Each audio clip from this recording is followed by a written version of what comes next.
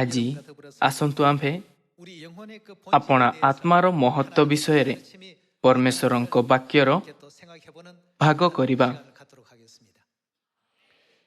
ବିଶ୍ୱାସର ପଥରେ ଚାଲୁଥାଇ ଆମ୍ଭେ ଅନେକ ଲୋକଙ୍କୁ ଆତ୍ମାର ବିଷୟକୁ ପରିତ୍ୟାଗ କରି କେବଳ ଆପଣା ଶାରୀରିକ ଓ ଦୃଶ୍ୟମାନ ଜୀବନଯାପନ କରିବାରେ ବ୍ୟସ୍ତ ଥିବା ଦେଖିପାରିବା।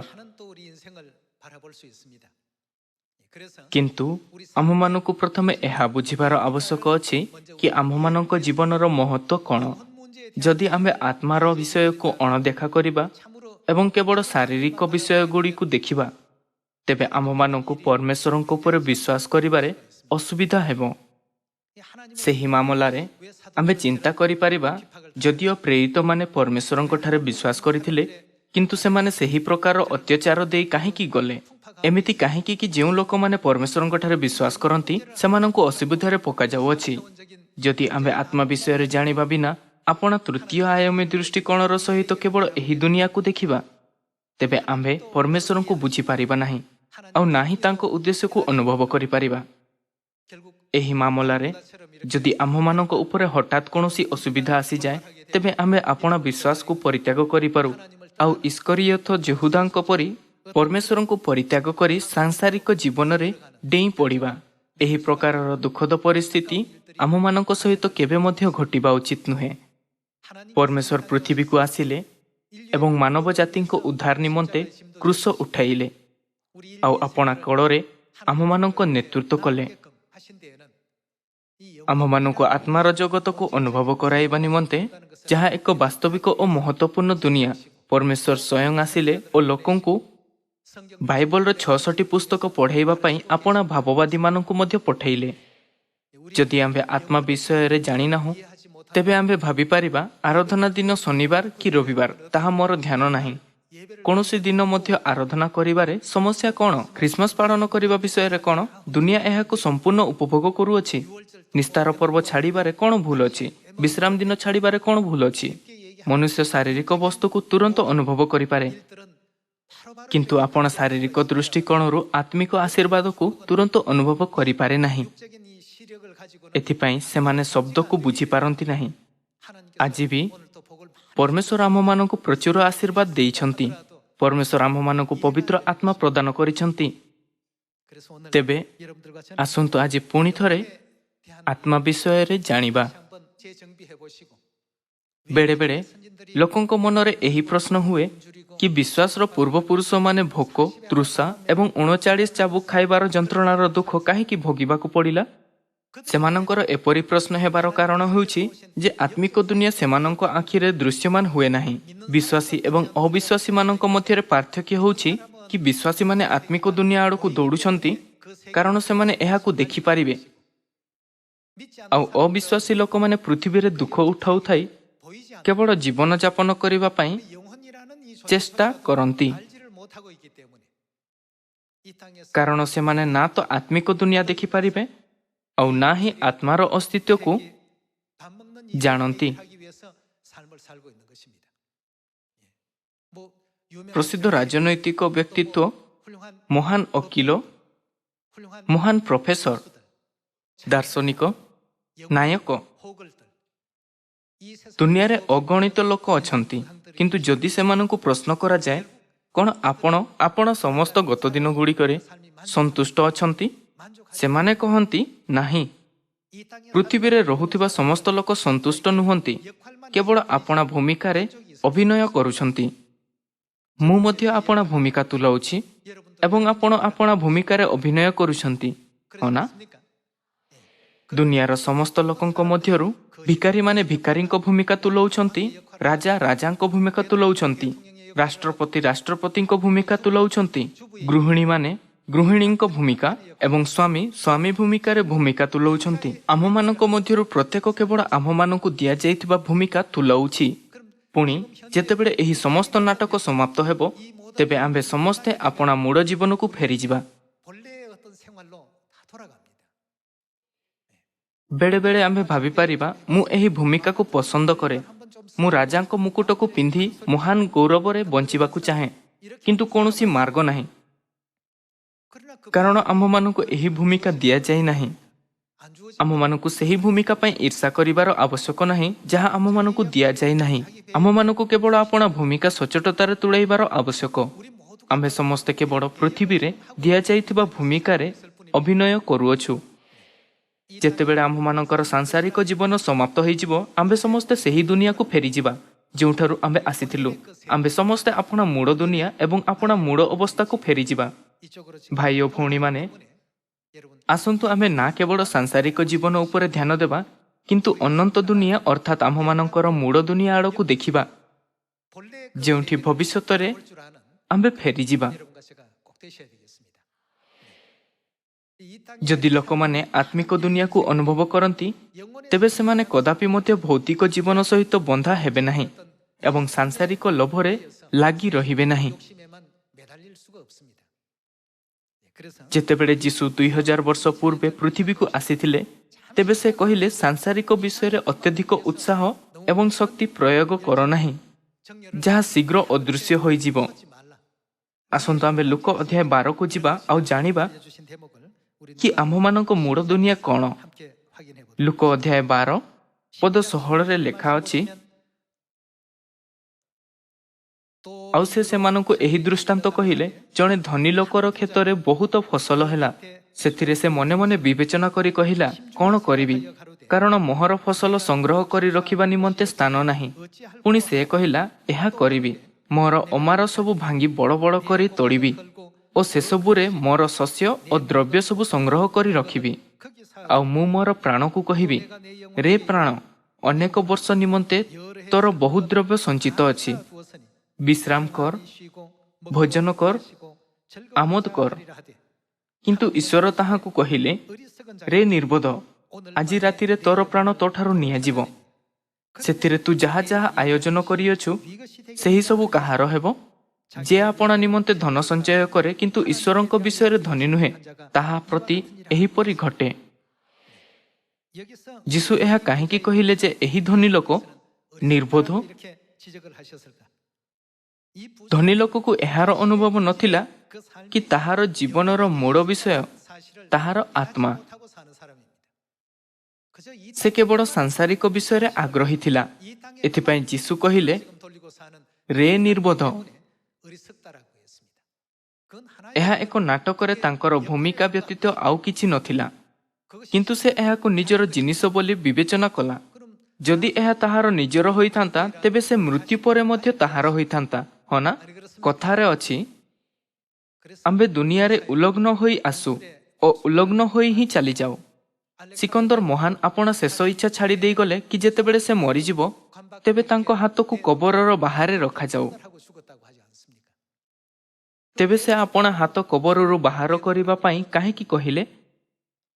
ଏମିତି ଲାଗୁଥିଲା କି ସେ ପୁରା ଦୁନିଆ ଉପରେ ଶାସନ କରିପାରିବେ ଏବଂ ତାହା ଆପଣା ସମ୍ପତ୍ତି ଭାବରେ ନେଇପାରିବେ, କିନ୍ତୁ ଶେଷରେ ଯାହା ରହିଯାଇଥିଲା ତାହା ତାଙ୍କର ଖାଲି ହାତ ଥିଲା।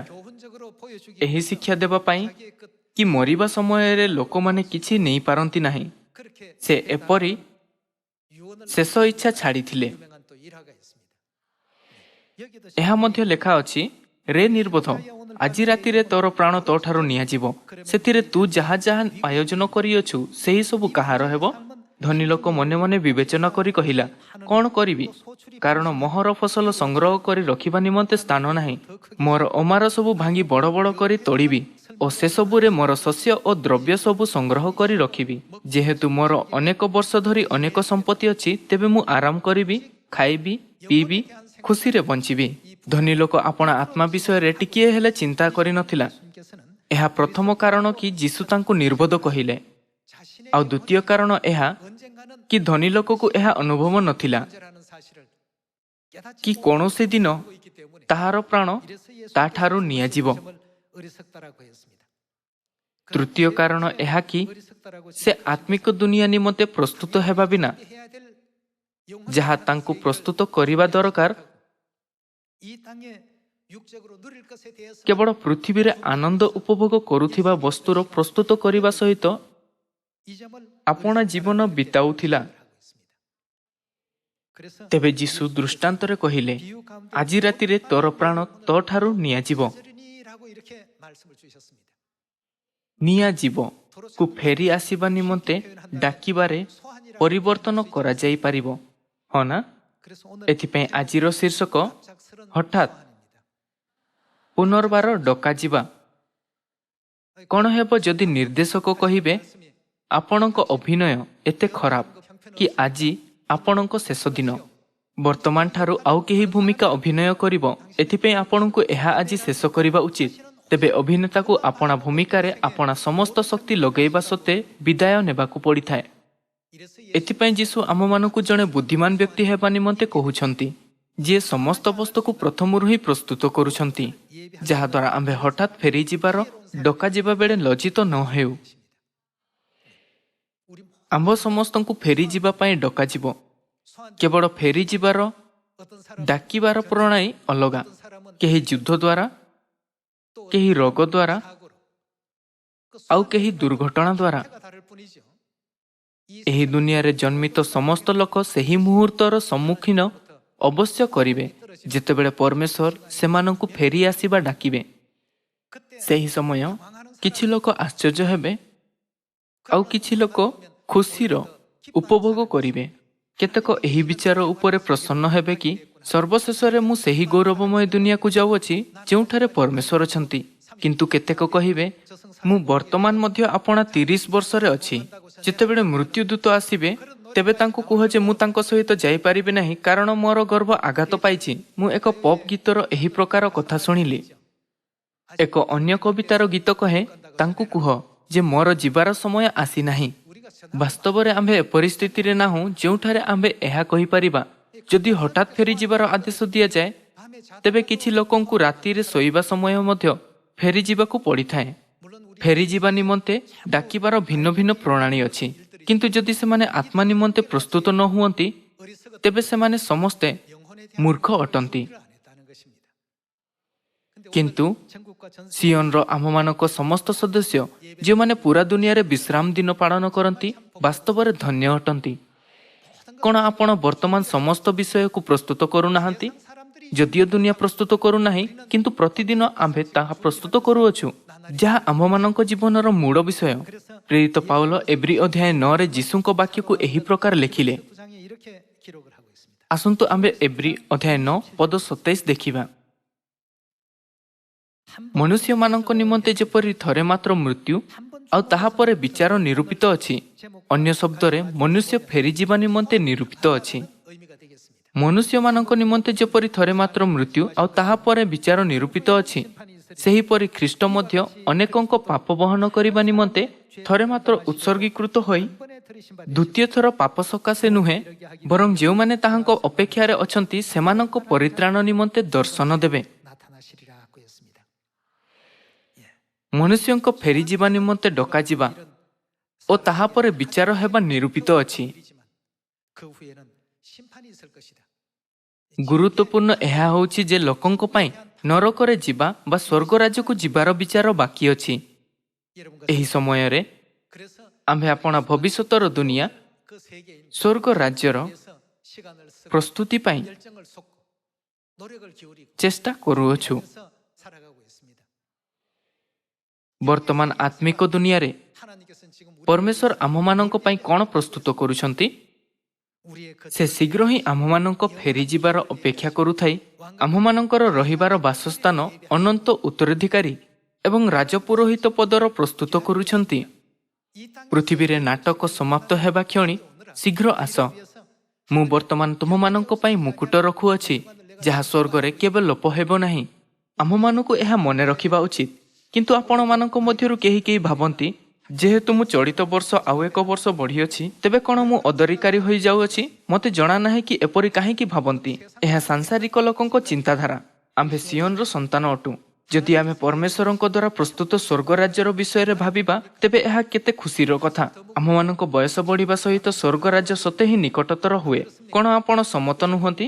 ଆମ୍ଭେ ଶୀଘ୍ର ହିଁ ପରମେଶ୍ୱରଙ୍କ ସହିତ ସାକ୍ଷାତ ହେବା କେତେ ଉତ୍ସାହର କଥା। ଯଦି ପରମେଶ୍ୱର ଆମମାନଙ୍କୁ ଶୀଘ୍ର ଡାକନ୍ତି, ତେବେ ସ୍ୱର୍ଗୀୟ ଦ୍ୱାରଗୁଡ଼ିକ ବ୍ୟାପକ ରୂପରେ ଖୋଲିବ।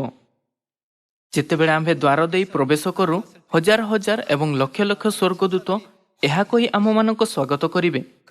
ଆପଣ ବିଶ୍ୱାସ ବଜାୟ ରଖିବା ନିମନ୍ତେ ବହୁତ ଚେଷ୍ଟା କରିଛନ୍ତି।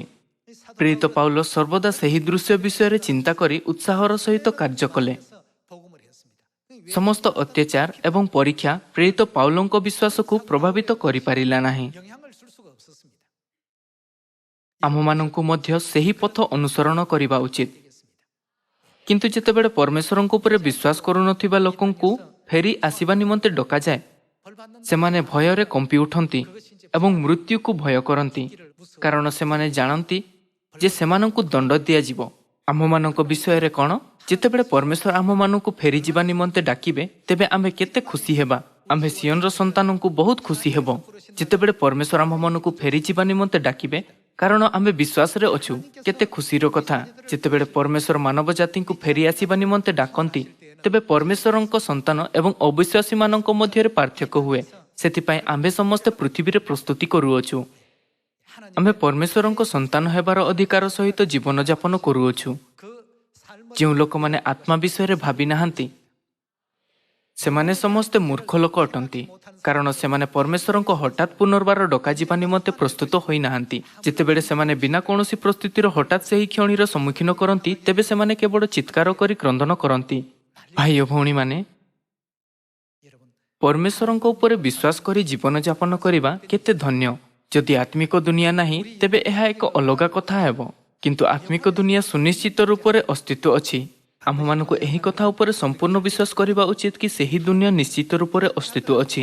ବିଶ୍ୱାସୀ ଓ ଅବିଶ୍ୱାସୀ ଉଭୟଙ୍କୁ ପରମେଶ୍ୱରଙ୍କ ଦ୍ୱାରା ଫେରି ଆସିବା ନିମନ୍ତେ ଡକାଯିବ, କିନ୍ତୁ ସେମାନଙ୍କ ପରିଣାମରେ ମହାନ ପାର୍ଥକ୍ୟ ଅଛି। ଦୟାକରି ଏହାକୁ ଧ୍ୟାନରେ ରଖନ୍ତୁ। ଏହି ବର୍ଷ ଆସନ୍ତୁ ଆମ୍ଭେ ଏହି ପୃଥିବୀରେ ଅସ୍ଥାୟୀ ଖୁସି ବା ବ୍ୟସ୍ତରେ କଦାପି ଟଳମଳ ନ ହେବା, କିନ୍ତୁ କେବଳ ସେହି ପଥରେ ଚାଲିବା ଯେଉଁଥିରେ ପିତା ଓ ମାତା ସ୍ୱର୍ଗରାଜ୍ୟ ଆଡ଼କୁ ଚାଲୁଛନ୍ତି। ପ୍ରକାଶିତ ବାକ୍ୟ ଅଧ୍ୟାୟ 20 ପଦ 11। ତତ୍ପରେ ମୁଁ ଗୋଟିଏ ବୃହତ୍ ଶ୍ୱେତବର୍ଣ୍ଣ ସିଂହାସନ ଓ ତଦୁପବିଷ୍ଟ ବ୍ୟକ୍ତିଙ୍କୁ ଦର୍ଶନ କଲି। ତାହାଙ୍କ ସମ୍ମୁଖରୁ ପୃଥିବୀ ଓ ଆକାଶମଣ୍ଡଳ ପଳାୟନ କଲା, ସେମାନଙ୍କ ନିମନ୍ତେ ଆଉ ସ୍ଥାନ ମିଳିଲା ନାହିଁ।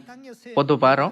ପୁଣି ମୁଁ କ୍ଷୁଦ୍ର ଓ ମହାନ ସମସ୍ତ ମୃତ ଲୋକଙ୍କୁ, ଏହି ପୃଥିବୀରେ ଯେତେବେଳେ ଲୋକମାନେ ମରନ୍ତି, ତେବେ ଆମ୍ଭେ ସେମାନଙ୍କୁ ମୃତ୍ୟୁ ରୂପରେ ବ୍ୟକ୍ତ କରୁ, କିନ୍ତୁ ଆତ୍ମା ମରେ ନାହିଁ। ପୁଣି ମୁଁ କ୍ଷୁଦ୍ର ଓ ମହାନ ସମସ୍ତ ମୃତ ଲୋକଙ୍କୁ ଅର୍ଥାତ୍ ଆତ୍ମାଙ୍କୁ କେଉଁଠି ଠିଆ ହୋଇଥିବାର ଦେଖିଲି।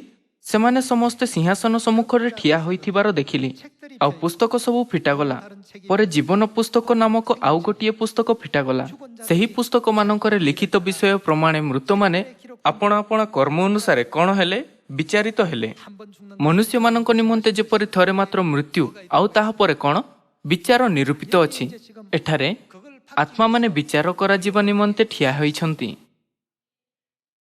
ସ୍ୱର୍ଗୀୟ ପ୍ରାଣୀ ଯେ ଅଳ୍ପ ସମୟ ପାଇଁ ଏକ ନାଟକ କରିବା ପାଇଁ ଏହି ପୃଥିବୀକୁ ଆସିଥିଲେ, ସେମାନଙ୍କର ଆପଣା ବାସ୍ତବିକ ଜୀବନ ଆତ୍ମାମାନଙ୍କ ଜୀବନକୁ ଫେରିଯାଆନ୍ତି। ଆସନ୍ତୁ ଆମ୍ଭେ ଆଉଥରେ ପଦ 12 ପଢ଼ିବା। ପୁଣି ମୁଁ କ୍ଷୁଦ୍ର ଓ ମହାନ ସମସ୍ତ ମୃତ ଲୋକଙ୍କୁ ସିଂହାସନର ସମ୍ମୁଖରେ ଠିଆ ହୋଇଥିବାର ଦେଖିଲି। ଆଉ ପୁସ୍ତକ ସବୁ ଫିଟାଗଲା। ପରେ ଜୀବନ ପୁସ୍ତକ ନାମକ ଆଉ ଗୋଟିଏ ପୁସ୍ତକ ଫିଟାଗଲା। ସେହି ପୁସ୍ତକମାନଙ୍କରେ ଲିଖିତ ବିଷୟ ପ୍ରମାଣେ ମୃତମାନେ ଆପଣା ଆପଣା କର୍ମ ଅନୁସାରେ ବିଚାରିତ ହେଲେ। ସମୁଦ୍ର ଆପଣାର ମଧ୍ୟବର୍ତ୍ତୀ ମୃତମାନଙ୍କୁ ସମର୍ପଣ କଲା, ଆଉ ମୃତ୍ୟୁ ଓ ପାତାଳ ସେମାନଙ୍କ ମଧ୍ୟବର୍ତ୍ତୀ ମୃତମାନଙ୍କୁ ସମର୍ପଣ କଲେ।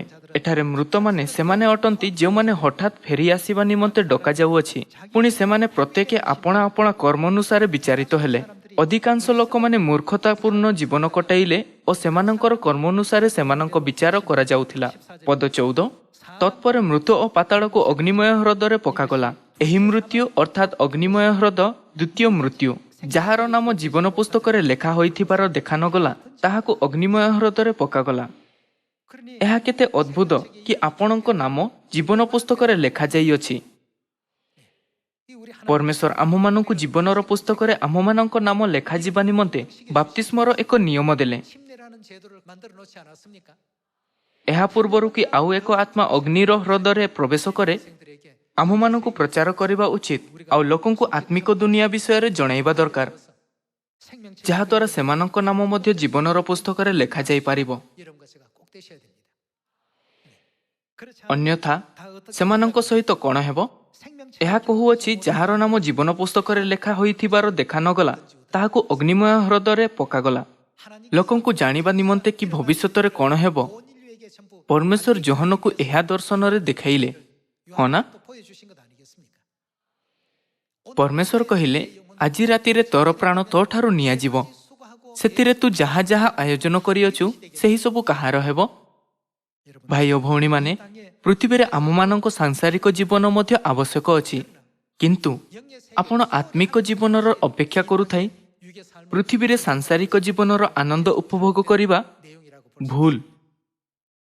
ପିତା ଆମମାନଙ୍କୁ ଏକ ଶିକ୍ଷା ଦେଲେ, ମୂର୍ଖ କେବଳ ବର୍ତ୍ତମାନ ବିଷୟରେ ଭାବେ, କିନ୍ତୁ ବୁଦ୍ଧିମାନ ଭବିଷ୍ୟତ ବିଷୟରେ ଭାବେ। ପୁଣି ଥରେ ମୁଁ ଆପଣଙ୍କୁ ଏହା କହିବାକୁ ଚାହେଁ କି ଆପଣ ଆପଣା ଭବିଷ୍ୟତ ଆତ୍ମିକ ଦୁନିଆକୁ ଆଗରୁ ଜାଣି ନିଅନ୍ତୁ ଏବଂ ତାହା ପ୍ରସ୍ତୁତ କରନ୍ତୁ। ଏହା ଲେଖା ଅଛି, ଯାହାର ନାମ ଜୀବନ ପୁସ୍ତକରେ ଲେଖା ହୋଇଥିବାର ଦେଖା ନଗଲା, ତାହାକୁ ଅଗ୍ନିମୟ ହ୍ରଦରେ ପକାଗଲା। ପୁଣି ଏବ୍ରୀ ଅଧ୍ୟାୟ 9 ପଦ 27 ଅନୁସାରେ ଲୋକଙ୍କୁ ସବୁଠାରୁ ଅଧିକ କାହାର ଆବଶ୍ୟକ ଅଛି? ଖ୍ରୀଷ୍ଟଙ୍କର। ସେହିପରି ଖ୍ରୀଷ୍ଟ ମଧ୍ୟ ଅନେକଙ୍କ ପାପ ବହନ କରିବା ନିମନ୍ତେ ଥରେ ମାତ୍ର ଉତ୍ସର୍ଗୀକୃତ ହୋଇ ଦ୍ୱିତୀୟ ଥର ପାପ ସକାଶେ ନୁହେଁ, ବରଂ ଯେଉଁମାନେ ତାହାଙ୍କ ଅପେକ୍ଷାରେ ଅଛନ୍ତି ସେମାନଙ୍କ ପରିତ୍ରାଣ ନିମନ୍ତେ ଦର୍ଶନ ଦେବେ, ହଁ ନା? ସେ କାହା ନିମନ୍ତେ ଦ୍ୱିତୀୟ ଥର ଦର୍ଶନ ଦେବେ? ଯେଉଁମାନେ ତାହାଙ୍କର ଅପେକ୍ଷାରେ ଅଛନ୍ତି। ଗୋଟିଏ କୁକୁଡ଼ା ଚିଆଁ ଏକୁଟିଆ ଆପଣା ଅଣ୍ଡାକୁ ଭାଙ୍ଗି ନୂତନ ଜୀବନରେ ଜନ୍ମ ନେଇପାରିବ ନାହିଁ। ଗୋଟିଏ କୁକୁଡ଼ା ଚିଆଁ ନିଜେ ଏପରି କରିପାରିବ ନାହିଁ। ତେବେ ସେ ଅଣ୍ଡାରୁ ବାହାରିବାର ସମୟ ହେବା କ୍ଷଣି ମା କୁକୁଡ଼ାକୁ ଏକ ସଂକେତ ଦିଏ। ସେ ଅଣ୍ଡା ଚୋପାକୁ ଆଘାତ କରେ, ଯେମିତିକି ଏହା କହୁଅଛି, ମା, ମୁଁ ବାହାରକୁ ଆସିବାକୁ ପ୍ରସ୍ତୁତ ଅଛି। ତେବେ ମା କୁକୁଡ଼ା ଏହା ଶୁଣେ ଏବଂ ଅଣ୍ଡାର ଚୋପାକୁ ଛିଦ୍ର କରେ। ଏହି ପ୍ରକାର ଆମମାନଙ୍କୁ ମଧ୍ୟ ଗୋଟିଏ ହିଁ ସମୟରେ ଭିତର ଓ ବାହାର ଉଭୟ ପକ୍ଷ ଏକତା ଓ ସାମଞ୍ଜସ୍ୟରେ କାର୍ଯ୍ୟ କରିବା ଉଚିତ। ଏବ୍ରୀ ଅଧ୍ୟାୟ 9 ଅନୁସାରେ ଯେପର୍ଯ୍ୟନ୍ତ ଖ୍ରୀଷ୍ଟ ଦ୍ୱିତୀୟ ଥର ଏହି ପୃଥିବୀକୁ ଆସନ୍ତି ନାହିଁ, ଆମ୍ଭେ ସ୍ୱୟଂ ଦ୍ୱାରା ଉଦ୍ଧାର ପ୍ରାପ୍ତ କରିପାରିବା ନାହିଁ। ଏଥିପାଇଁ ବାଇବଲ କହୁଅଛି କି ସେ ଦ୍ୱିତୀୟ ଥର ସେହି ଲୋକମାନଙ୍କୁ ଉଦ୍ଧାର ଦେବା ନିମନ୍ତେ ଦର୍ଶନ ଦେବେ ଯେଉଁମାନେ ତାହାଙ୍କର ଅପେକ୍ଷାରେ ଅଛନ୍ତି। ସେହି ବାକ୍ୟ ଯିଶାୟ ଅଧ୍ୟାୟ 25 ପଦ 9ରେ ମିଳେ। ଆମେମାନେ ତାହାଙ୍କୁ ଅପେକ୍ଷା କରିଅଛୁ ଓ ସେ ଆମମାନଙ୍କୁ ଉଦ୍ଧାର କରିବେ।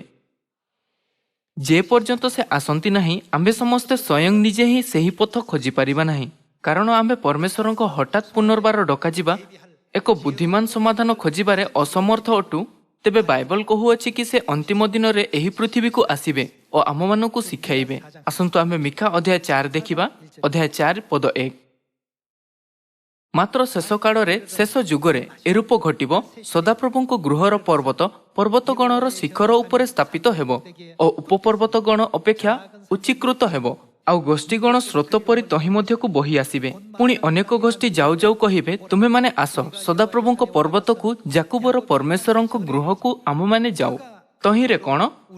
ସେ ଆପଣା ପଥ ବିଷୟ ଆମମାନଙ୍କୁ ଶିକ୍ଷା ଦେବେ। ଆମମାନଙ୍କୁ ଶିକ୍ଷା ଦେବା ନିମନ୍ତେ ସେ ସ୍ୱୟଂ ପୃଥିବୀକୁ ଆସିବେ ଓ ଆମ୍ଭେମାନେ କ'ଣ କରିବା? ତାହାଙ୍କ ମାର୍ଗରେ ଗମନ କରିବା। ଆମମାନଙ୍କ ପାଖରେ ହଠାତ୍ ଫେରିବାକୁ ସାମ୍ନା କରିବା ପାଇଁ କୌଣସି ପଥ ନଥିଲା। ଏହି କାରଣରୁ ଖ୍ରୀଷ୍ଟ ନା କେବଳ ସେହି ଲୋକମାନଙ୍କୁ ଉଦ୍ଧାର ଦେବା ନିମନ୍ତେ ଯେଉଁମାନେ ତାହାଙ୍କ ଅପେକ୍ଷା କରୁଥିଲେ, କିନ୍ତୁ ଆମମାନଙ୍କୁ ଶିଖାଇବା ନିମନ୍ତେ ମଧ୍ୟ ଆସିବାର ପ୍ରତିଜ୍ଞା କଲେ। ସେ ଆମମାନଙ୍କୁ ସ୍ୱର୍ଗୀୟ ମାତା, ନିସ୍ତାର ପର୍ବ, ବିଶ୍ରାମ ଦିନ, ଉଦ୍ଧାର ଓ ଅନନ୍ତ ଜୀବନ ବିଷୟରେ ଶିକ୍ଷା ଦେବେ। ସ୍ୱର୍ଗୀୟ ରାଜପଦଧାରୀ ଯାଜକଙ୍କୁ ସେହି ଗୌରବମୟ ମୁକୁଟକୁ ପିନ୍ଧିବାରେ ସକ୍ଷମ ହେବା ନିମନ୍ତେ ତହିଁରେ ସେ ଆପଣା ପଥ ବିଷୟ ଆମମାନଙ୍କୁ ଶିକ୍ଷା ଦେବେ ଓ ଆମ୍ଭେମାନେ ତାହାଙ୍କ ମାର୍ଗରେ ଗମନ କରିବା। କାରଣ କେଉଁଠାରୁ ବ୍ୟବସ୍ଥା? ସିଓନ ଠାରୁ ବ୍ୟବସ୍ଥା ଓ ଜେରୁସାଲେମ ଠାରୁ ସଦାପ୍ରଭୁଙ୍କର ବାକ୍ୟ ନିର୍ଗତ ହେବ। ଲୋକମାନଙ୍କୁ ହଠାତ୍ ଡକାଯିବା ପୂର୍ବରୁ ସେ ପୃଥିବୀକୁ ଆସିବେ ଏବଂ ଆମମାନଙ୍କୁ ଶିକ୍ଷା ଦେବେ, ଯାହାଦ୍ୱାରା ଆମ୍ଭେ ଆତ୍ମିକ ଦୁନିଆର ସ୍ୱାଗତ କରିପାରିବା ଏବଂ ଏଥିପାଇଁ ପ୍ରସ୍ତୁତ ରହିପାରିବା। ଭାଇ ଓ ଭଉଣୀମାନେ, ଆମମାନଙ୍କର ସୁନିଶ୍ଚିତ ରୂପରେ ଆତ୍ମା ଅଛି ଏହି ଦୁନିଆରେ 7.7 ଆରବ ଲୋକମାନଙ୍କ ମଧ୍ୟରୁ ଅଧିକାଂଶ ଲୋକ ଆତ୍ମା ମାମଲାରେ ଏତେ ଆଗ୍ରହୀ ନୁହନ୍ତି। ଏପର୍ଯ୍ୟନ୍ତ କି ଯେଉଁ ଲୋକମାନେ ପରମେଶ୍ୱରଙ୍କ ଉପରେ ବିଶ୍ୱାସ କରିବାର ଦାବି କରନ୍ତି, ସେମାନେ ଏହି ପୃଥିବୀର ମାମଲାକୁ ଆତ୍ମାର ମାମଲା ଠାରୁ ଅଧିକ ଗୁରୁତ୍ୱପୂର୍ଣ୍ଣ ମାନନ୍ତି। ଏହି କାରଣରୁ ପରମେଶ୍ୱର ଆମମାନଙ୍କୁ ବାଇବଲରେ ପରମେଶ୍ୱରଙ୍କ ହଠାତ୍ ଫେରି ଆସିବାର ଡାକିବାର ସାମ୍ନା କରିବାର ସବୁଠାରୁ ବୁଦ୍ଧିମାନ ଉପାୟ ଏହା କହୁଥାଇ ଜାଣିବାକୁ ଦେଲେ, ଯୋଗ କିମ୍ବା ଲୋପ କର ନାହିଁ। ବାଇବଲର ଶିକ୍ଷାରେ ପରମେଶ୍ୱର କ'ଣ କହିଲେ? ପ୍ରକାଶିତ ବାକ୍ୟ ଅଧ୍ୟାୟ 22 ପଦ 18ରେ ପରମେଶ୍ୱର କହିଲେ, ବାଇବଲର ବାକ୍ୟରେ କିଛି ମଧ୍ୟ ଯୋଗ କର ନାହିଁ, ଆଉ ସେଥିରେ କିଛି ମଧ୍ୟ ଲୋପ କର ନାହିଁ। ଯେତେବେଳେ ଆମ୍ଭେ ଏହି ସମସ୍ତ ମାମଲା ବିଷୟରେ ଆଜି ପୁଣି ଥରେ ଚିନ୍ତା କରିଅଛୁ, ତେବେ ଆମ୍ଭେ ଅସହାୟ ହୋଇ ପୁଣି ଆଉ ଥରେ ସେମାନଙ୍କୁ ସାକ୍ଷାତ କରିବାର ଅନୁମତି ଦେବା ନିମନ୍ତେ ପିତା ଓ ମାତାଙ୍କୁ ପ୍ରଶଂସା, ମହିମା ଓ ସ୍ତୁତି ଦେଉଅଛୁ, ଯିଏ ସିୟନରେ ଆସି ବ୍ୟବସ୍ଥାର ଘୋଷଣା କରିଛନ୍ତି ଓ ଉଦ୍ଧାରରେ ଆମ୍ଭମାନଙ୍କ ନେତୃତ୍ୱ କରିଛନ୍ତି। ଆସନ୍ତୁ ଆମେ 2 ତିମୋଥୀ ଅଧ୍ୟାୟ 4 ପଦ 2 ଦେଖିବା। ବାକ୍ୟ ପ୍ରଚାର କର, ସମୟରେ କି ଅସମୟରେ ସେଥିରେ ଉଦ୍ଯୋଗୀ ହୁଅ, ପୂର୍ଣ୍ଣ ସହିଷ୍ଣୁତା ସହ ଶିକ୍ଷା ଦେଇ ଅନୁଯୋଗ କର, ପୁଣି ଧମକ ଓ ଉତ୍ସାହ ଦାନ କର। ଆମ୍ଭମାନଙ୍କୁ ଲୋକଙ୍କୁ ଏହା ଜଣାଇବା ଉଚିତ ଯାହା ପରମେଶ୍ୱର ଆମ୍ଭମାନଙ୍କୁ ଶିକ୍ଷା ଦେଇଛନ୍ତି, କାରଣ ଲୋକମାନେ ଏହା ଜାଣନ୍ତି ନାହିଁ। ସେମାନେ ଭୁଲରେ ଭାବନ୍ତି କି ଏହି ଦୃଶ୍ୟମାନ ଦୁନିଆ ହିଁ ବାସ୍ତବିକ ଦୁନିଆ। ଆମ୍ଭମାନଙ୍କ ପାଇଁ ବାସ୍ତବିକତା ଜୀବନ କ'ଣ? ତାହା ଆତ୍ମିକ ଜୀବନ। ପରମେଶ୍ୱର ଚାହୁଁଛନ୍ତି କି ଆମ୍ଭେ ଏହାକୁ ବାରମ୍ବାର ଶିକ୍ଷା ଦେଇ ପ୍ରଚାର କରିବା। ପଦ 2, ବାକ୍ୟ ପ୍ରଚାର କର, ସମୟ କି ଅସମୟ ସେଥିରେ ଉଦ୍ଯୋଗୀ ହୁଅ, ପୂର୍ଣ୍ଣ ସହିଷ୍ଣୁତା ସହ ଶିକ୍ଷା ଦେଇ ଅନୁଯୋଗ କର, ପୁଣି ଧମକ ଓ ଉତ୍ସାହ ଦାନ କର। କାରଣ ସମୟ ଆସିବ ଯେତେବେଳେ ସେମାନେ ହିତଜନକ ଶିକ୍ଷା ସହ୍ୟ କରିବେ ନାହିଁ, ମାତ୍ର ଶ୍ରୁତିମଧୁର କଥାରେ ସନ୍ତୁଷ୍ଟ ହୋଇ ଅଭିଳାଷା ଅନୁସାରେ ଆପଣମାନଙ୍କ ନିମନ୍ତେ ବହୁ ସଂଖ୍ୟକ ଶିକ୍ଷକଙ୍କୁ ସଂଗ୍ରହ କରିବେ, ପୁଣି ସତ୍ୟବାକରେ କର୍ଣ୍ଣ ନ ଦେଇ କଳ୍ପିତ କାହାଣୀ ପ୍ରତି ମନ ଦେବେ। କିନ୍ତୁ ତୁମେ ସମସ୍ତ ବିଷୟରେ ସଚେତନ ହୁଅ, କ୍ଲେଶ ସହ୍ୟ କର, ସୁସମାଚାର ପ୍ରଚାର କର, କାର୍ଯ୍ୟ ସାଧନ କର, ତୁମ୍ଭ ସେବାର କାର୍ଯ୍ୟ ସମ୍ପନ୍ନ କର। କାରଣ ଏବେ ହିଁ ମୋର ପ୍ରାଣ ଆହୁତି ପରି ଢଳା ଯାଉଅଛି, ମୋର ମହାପ୍ରୟାଣର ସମୟ ଉପସ୍ଥିତ। ମୁଁ ଉତ୍ତମ ଯୁଦ୍ଧରେ ପ୍ରାଣପଣ କରିଅଛି, ନିରୂପିତ ପଥର ଶେଷ ପର୍ଯ୍ୟନ୍ତ ଦୌଡ଼ିଅଛି, ମୁଁ ବିଶ୍ୱାସ ରକ୍ଷା କରିଅଛି। ଆଦ୍ୟବଧି ମୋ ନିମନ୍ତେ କ'ଣ ରଖାଯାଇଅଛି? ଧାର୍ମିକତାର ମୁକୁଟ ରଖାଯାଇଅଛି। ବର୍ତ୍ତମାନ ପରମେଶ୍ୱର ସିୟନର ସନ୍ତାନଙ୍କ ନିମନ୍ତେ ମୁକୁଟ ରଖିଛନ୍ତି। ପାଉଲ ଉତ୍ସାହର ସହିତ ସେହି ଧାର୍ମିକର ମୁକୁଟ ଆଡ଼କୁ ଦେଖିଥିଲେ ଯାହା ପରମେଶ୍ୱର ତାଙ୍କ ନିମନ୍ତେ ରଖିଥିଲେ। ସେ ଭାବିଲା, ମୁଁ ଧାର୍ମିକତାର ମୁକୁଟ ପିନ୍ଧିବାର ଅପେକ୍ଷା କରିପାରିବି ନାହିଁ। କିନ୍ତୁ ପରମେଶ୍ୱର ଏହା କହୁଥାଇ ତାଙ୍କୁ ତାହାର ମିଶନ କରିବା ନିମନ୍ତେ ପୃଥିବୀରେ ଛାଡ଼ିଦେଲେ କି ତୁମ୍ଭ ନିକଟରେ ବର୍ତ୍ତମାନ ମଧ୍ୟ ଗୋଟିଏ ମିଶନ ଅଛି। ତୁମ୍ଭକୁ ଫେରି ଆସିବାର ଡାକିବା ନିମନ୍ତେ ବର୍ତ୍ତମାନ ମଧ୍ୟ ବହୁତ ଦିନ ରହିଅଛି। ଏଥିପାଇଁ ଯଦିଓ ସେ ଥଣ୍ଡା ଓ ଭୋକରେ ଥିଲା ଆଉ କଷ୍ଟ ଓ ଅତ୍ୟାଚାରର ସାମ୍ନା କଲା, କିନ୍ତୁ ସେ ସେହି ଆତ୍ମିକ ଅନନ୍ତ ଦୁନିଆ ବିଷୟରେ ଭାବି ଯାହା ପରମେଶ୍ୱର ତାଙ୍କ ପାଇଁ ପ୍ରସ୍ତୁତ କରିଥିଲେ ଶକ୍ତି ପ୍ରାପ୍ତ କରିପାରିଲା। ସେ ଅନନ୍ତ ଦୁନିଆର ମୁକୁଟ ଆଡ଼କୁ ଦେଖିଲା ଆଉ ପରମେଶ୍ୱରଙ୍କ ବିଷୟରେ ଭାବିଲା ଯିଏ ତାଙ୍କ ନିମନ୍ତେ ମୁକୁଟ ରଖିଥିଲେ। ପରମେଶ୍ୱର କହିଲେ, ମୁଁ ତୁମକୁ ମୁକୁଟ ପିନ୍ଧିବାକୁ ଅପେକ୍ଷା କରିଅଛି। ସେ ସେହି ଆଶାର ସହିତ ପରିଶ୍ରମରେ ଦୌଡ଼ିଲେ। ଭାଇ ଓ ଭଉଣୀମାନେ, ପରମେଶ୍ୱରଙ୍କ ଉପରେ ବିଶ୍ୱାସ କରିବା ବିଶ୍ରାମ ଦିନ କେବଳ ଚର୍ଚ୍ଚ ଆସିବା ନୁହେଁ। ଯଦି ହିଁ ଆମ୍ଭେ ବେଳେବେଳେ ଗରିବ ଓ ବିଭିନ୍ନ ଅସୁବିଧା ଓ ପରୀକ୍ଷାର ସାମ୍ନା କରୁ, କିନ୍ତୁ ଏହି ତଥ୍ୟ କି ଆମ୍ଭମାନଙ୍କ ନିକଟରେ ସ୍ୱର୍ଗ ରାଜ୍ୟ ଅଛି ଆମ୍ଭମାନଙ୍କୁ ଅଧିକ ବିଶ୍ରାମ ଦେଇଥାଏ, ହଁ ନା? ଆମ୍ଭମାନଙ୍କ ପ୍ରଚାର କରିବାର ଖୁସିର ଟିକଟ ସ୍ୱପ୍ନର ତୁଲ୍ୟ। ମୁଁ ପ୍ରାର୍ଥନା କରୁଅଛି କି ଖୁସି ବାଣ୍ଟିବାର କାମ ଆପଣଙ୍କ କାମ ଓ ମୋର କାମ। ଆସନ୍ତୁ ଆମ୍ଭେ ଭାବିବା, ପରମେଶ୍ୱର ମୋ ନିମନ୍ତେ ଏକ ମୁକୁଟ ରଖିଛନ୍ତି। ମୁକୁଟ କେତେ ଚମତ୍କାର ହେବ। ଯେତେବେଳେ ପିତା ମୋତେ ମୁକୁଟ ପିନ୍ଧାଇବେ ତେବେ ମୋତେ କେମିତି ଲାଗିବ? ଏହା ଭାବି ଆସନ୍ତୁ ଆମ୍ଭେ ବିଶ୍ୱାସର ଦୌଡ଼କୁ ଶେଷ ପର୍ଯ୍ୟନ୍ତ ଦୌଡ଼ିବା। ଆସନ୍ତୁ ଆମ୍ଭେ ସିୟନର ସନ୍ତାନ ହେବା, ଯେଉଁମାନେ ପରମେଶ୍ୱରଙ୍କ ଠାରୁ ଅଧିକ ପ୍ରେମ ପ୍ରାପ୍ତ କରନ୍ତି। ଏହାଦ୍ୱାରା ମୁଁ ଆଜିର ଉପଦେଶ ସମାପ୍ତ କରିବାକୁ ଚାହୁଁଅଛି। ଆପଣଙ୍କୁ ଅନେକ ଧନ୍ୟବାଦ।